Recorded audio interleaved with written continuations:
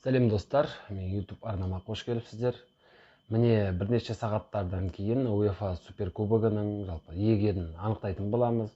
Биыл естеріңізге сала кетейін, UEFA Суперкубогында Испанияның Севильясы мен Германияның Бавария командалары жолығатын болады.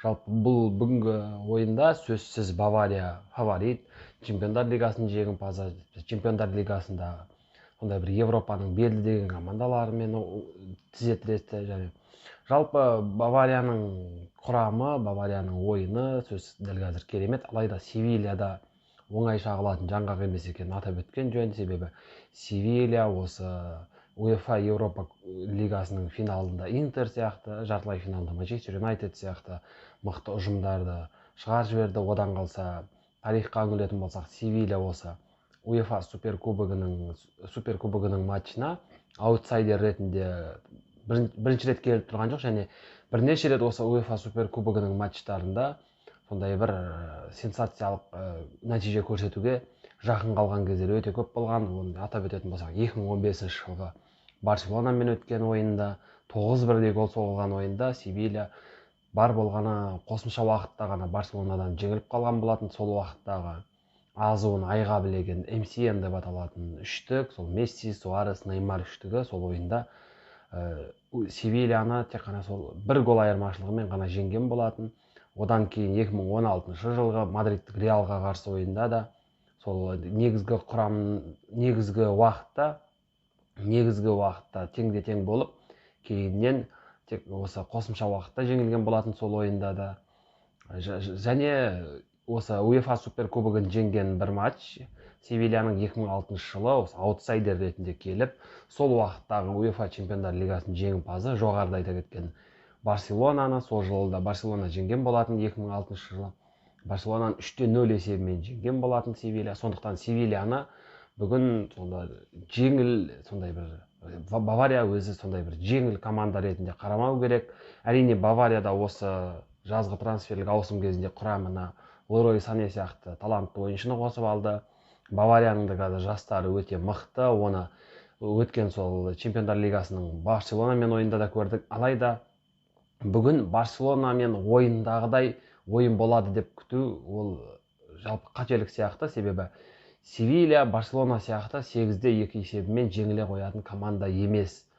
Барселонаның жанкүйерлері әрине бұл сөзіме ашуланбас деп ойлаймын. Алайда дәл қазір Севилья Барселонадан қарағанда дәл Европада көбірек сондай бір мықты команда болып саналады Барселонаға қарағанда. Және Севильяда осы маусымаралық үзіліс кезінде өз құрамына Иван Ракитичті қосып алды.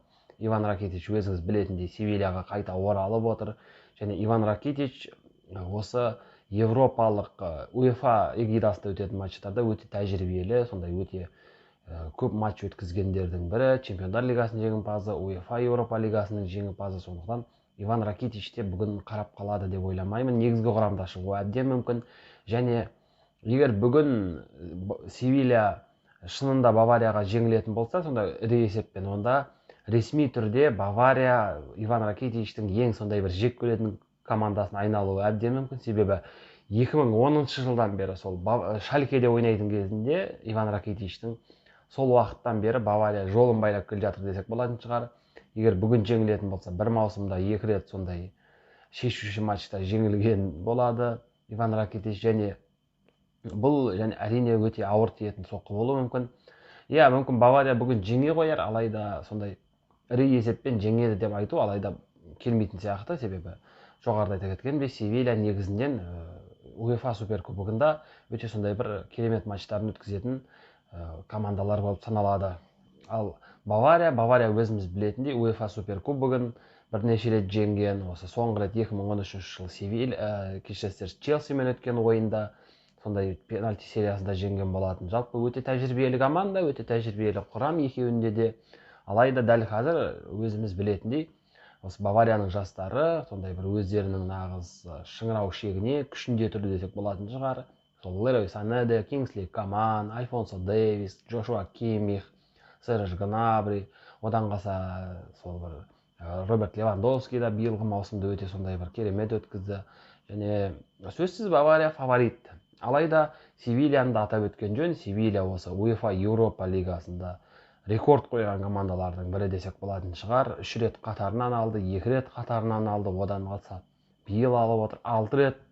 Жалпы 6 рет жеңген жалғыз команда. Тіпті бұндайды тіпті басқа осы Еуропа лигасының жиі қатысушы командаларында ешқайсысы тіпті 2 рет қатарынан жеңбеген командалар бар. Ал бұлар 3 рет қатарынан, 1 рет 3 рет қатарынан, 1 рет 2 рет қатарынан жеңген. Жалпы өте сондай бір керемет команда. Дәл осы Еуропа лигасына келгенде Севильяның басқаша қыры ашылады десек болатын шығар.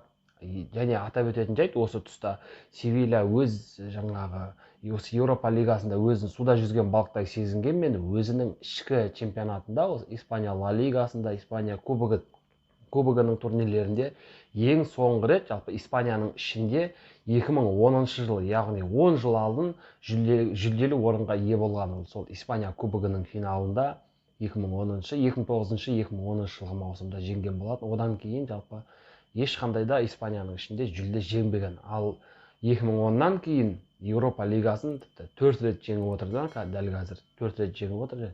Бұл дегені жалпы Еуропа лигасы немесе Еуропаның сондай бір суперкубок сияқты ойындары Севилья үшін ешқандай қиындық тудырмайды деп ойлаймын.